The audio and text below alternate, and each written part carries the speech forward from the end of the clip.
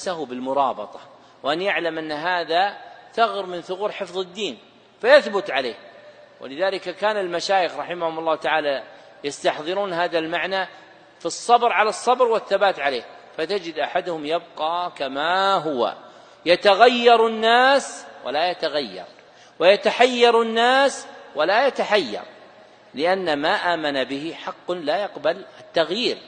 وأما الناس فيؤمنون بشيء اليوم ويكفرون به غدا، لكن من عرف الحق والهدى لم يتغير عن شيء. ولذلك من اللطائف أن رجلا قال للشيخ عبد الله بن حميد: يا شيخ عبد الله، أنتم لا الحين تدرسون الروض المربع والناس وصلوا والقمر، يعني أنتم للحين يا شيخ عبد الله عندك حلقة في الروض المربع والناس وصلوا والقمر. كان ذاك في زمن أول ما أن الولايات المتحدة الأمريكية صعدت أحد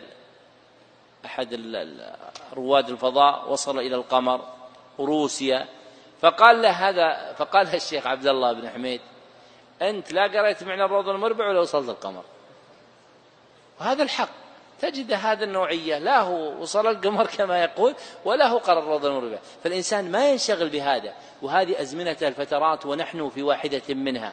طالب العلم ما يتغير عن الحق الذي عرفه ولو لم يبقى عنده أحد من الناس. الحق كما هو لا تغيره الأديان، فيثبت الإنسان عليه، يهدي الناس وينصحهم ويحثهم على الخير ويزجرهم عن المنكرات ويوصيهم بالتمسك بدينهم، لكن هو لا يتغير أبدا.